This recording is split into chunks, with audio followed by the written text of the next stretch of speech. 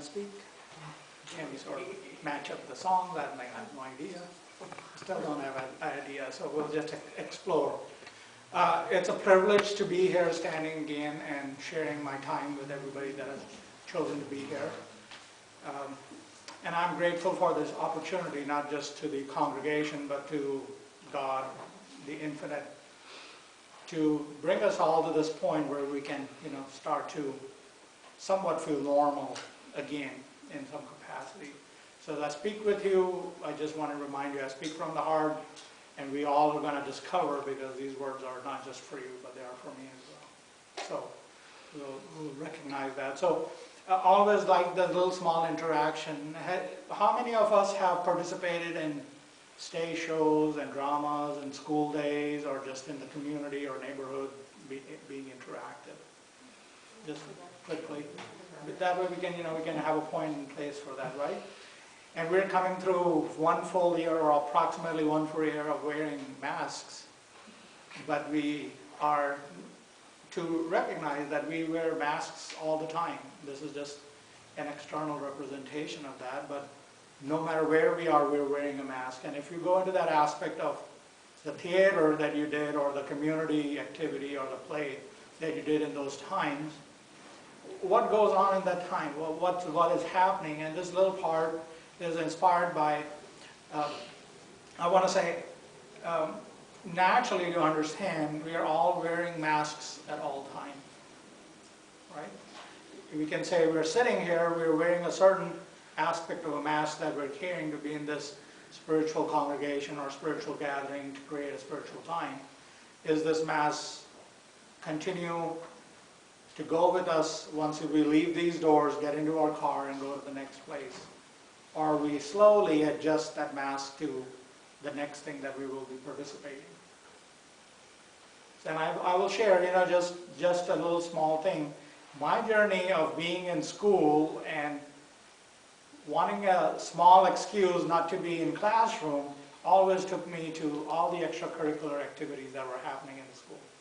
If I could mop the floor or put up a pinstripe or decoration, as long as it takes me out there, just interactive, that a part of playfulness in me always kept me moving. And as I'm thinking about this, to work with how Spirit is inspiring to say, when we go through those journey of being in theaters, there's a lot goes on. And if we understand, we hear it all the time, this life is nothing but a staging of the roles that we are playing. But there's always a lot of things at work, right? And it was a privilege for me to be a part of this organization since 2013 very closely, and this has brought so many close memories for me. Talk about Casadega, it's longer than that.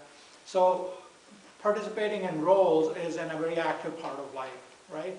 At the moment I stand here as a speaker to you and to deliver what Spirit is inspiring to work with, but soon I will step into the role of a teacher as we go into the latter part of the afternoon, and then when that is done, perhaps maybe I'll choose to pick up my camera and go become a little amateur hobbyist photographer, because it's just life is always shifting. And I wanted to bring that forward, what is going on in the backstage, and I think that is where this inspiration of conversation Spirit is cultivating, is where we are delivering, we are in that space, but what is going in the backstage? What are we doing when we are not being anybody, right? Some of us are parents, some of us are grandparents, some of us are sisters, aunts, uncles, etc. But in those roles, are you really recognizing who you are? If Joy is not a speaker, what is he?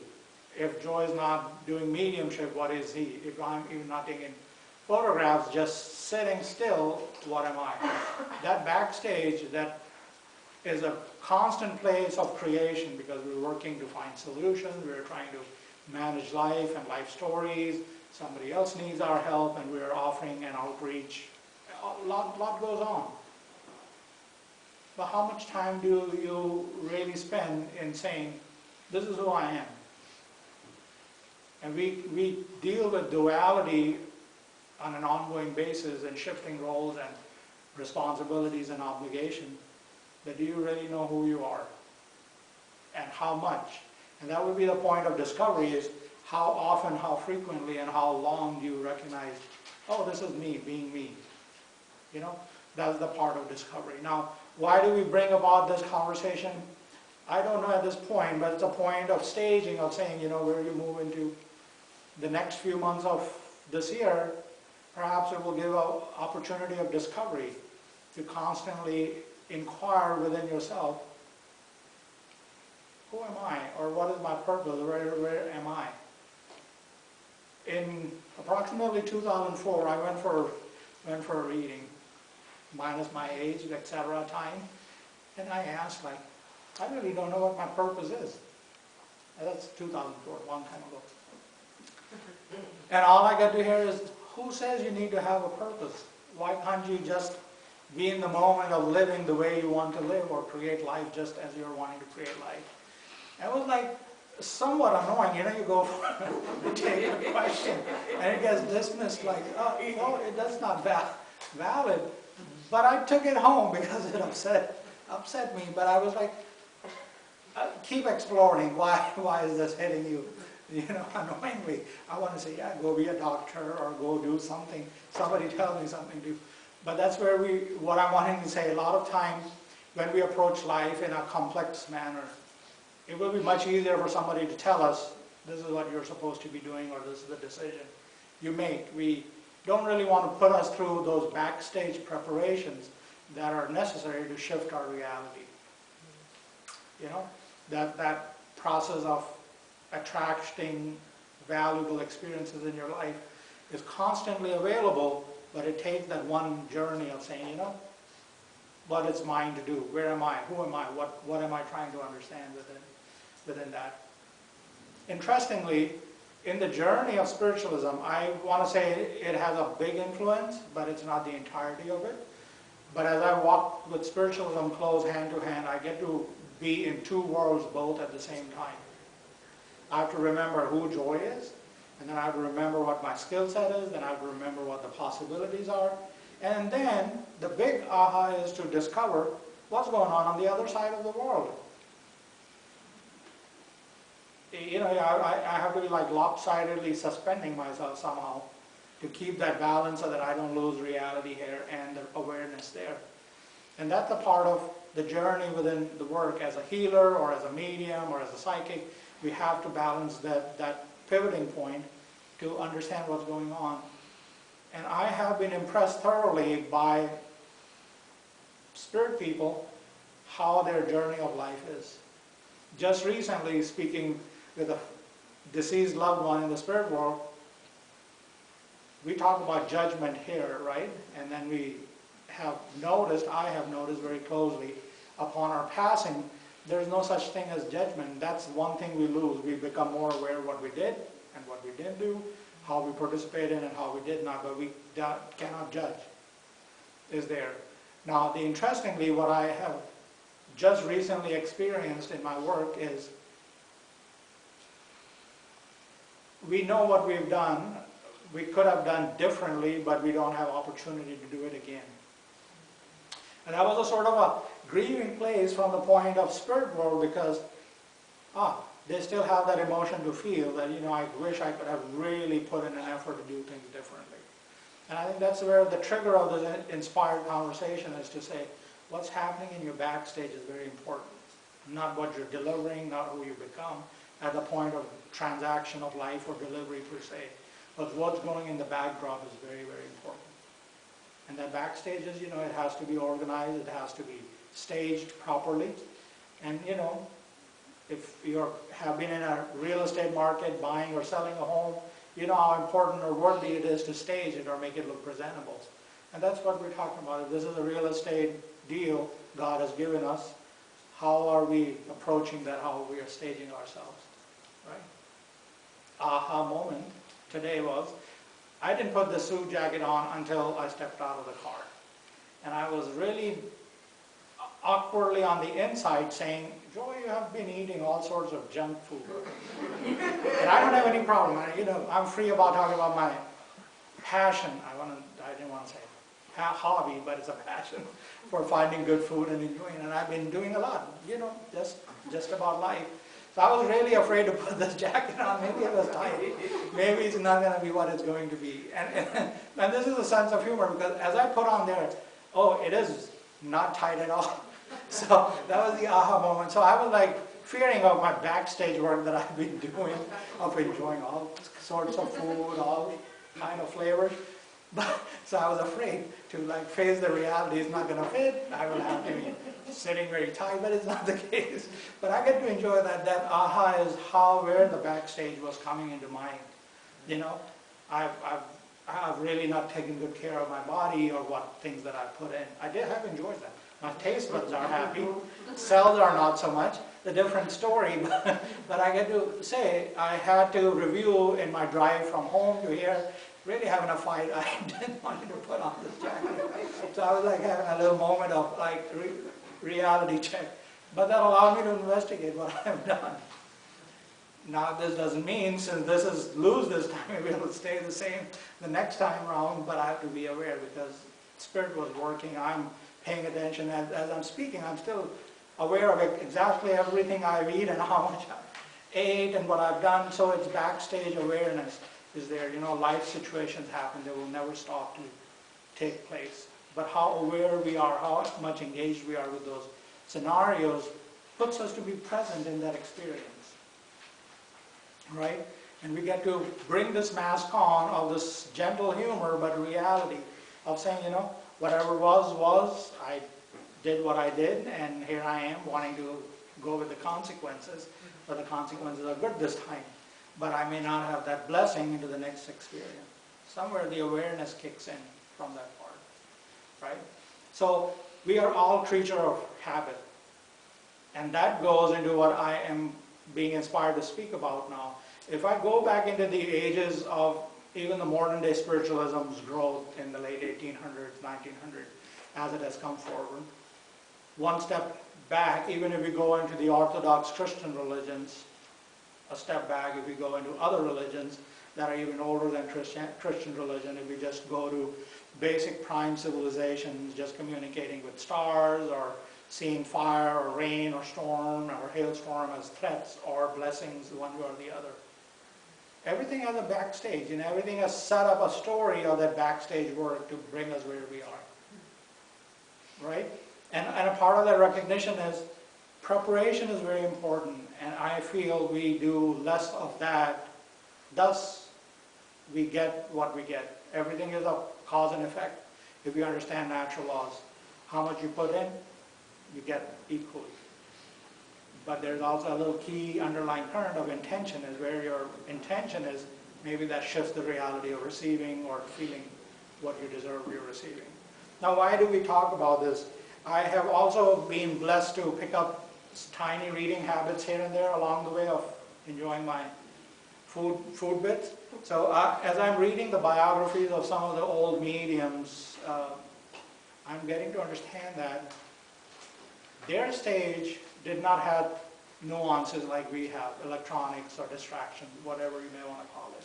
So they have plenty of time to immerse themselves in whatever's going on. You know, if you have a little spirit communication going on, you don't know how to interpret it, you have no choice but to be submerged in that instead of finding a distraction, to do something else.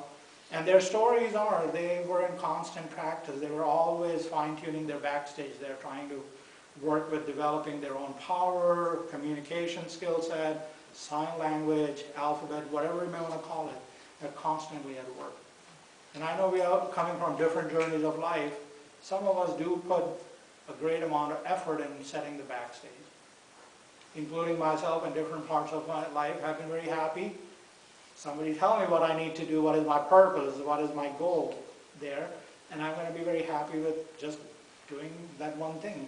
We're all differently made, differently wired. But as I read those stories, and I also go in my own reflection, starting my journey in 2003 in the spiritualist mediumistic movement, there was such an excitement. 6, 7 days of classes, and 4 or 5 classes were nothing but sitting with the spirit, just sitting quietly, developing the circle, or putting the power into it, or just listening to somebody give a lecture, talk about the mechanics. I have no clue about how it's going to work. but I'm there. The part of participation kept me there. And a part of participation was like, oh, this is appealing, this is so fabulous that it can happen that way. So the idea of exploration always leads us to the next step, and the next step grows from that point forward. So as you would read the biographies, not just the mediums, if you read about the Civil War or the wartime period, all these people have detailed accounts of how their backstage was set, how they coped with it, how they worked with it, how they felt about it. So there are a lot of facts that are there through other people's journeys of life that may have a little stimuli to say, you know, we have a lot and a long ways to go. So where is this journey? Now the bigger aha in the short period of time right here in the parking lot was, when we are conceived, or when the soul arrives into that little journey of being during the gestation period, wherever that soul enters the body, that very moment has declared that our journey is of an extraordinary kind. Regardless of where we are, regardless of what the financial statistics are, economics are, that journey becomes remarkable and extraordinary. But why we are here, just wanting to be anything and ordinary in our lives. That's a part of the discovery, that's a part of aha. That moment the soul entered that little space, our life became extraordinary. But why do we choose to stay in a very ordinary space? We are all destined for the same greatness in our own walk of life, but why do we are always compromising in staying safe or staying put to where they are? Why are we not pushing the boundaries just a little bit more? Right?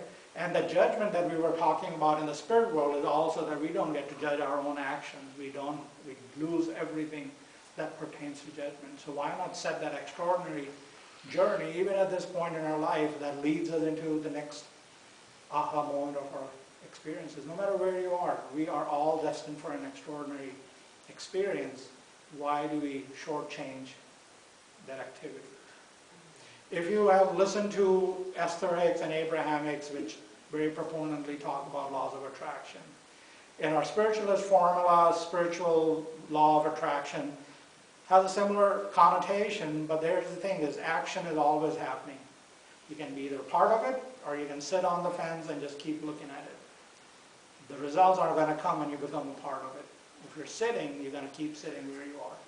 And that's a part of that action, is the energy is always on the move. And if you can't pick up that energy and flow with it, you may keep waiting to figure out how to get on that. And this is a disclaimer, please don't do it. And if you've done it, just understand, because I'm about to say, traveling in India is an experience of its own. It's a spiritual experience or a catastrophic experience, however you want to say it.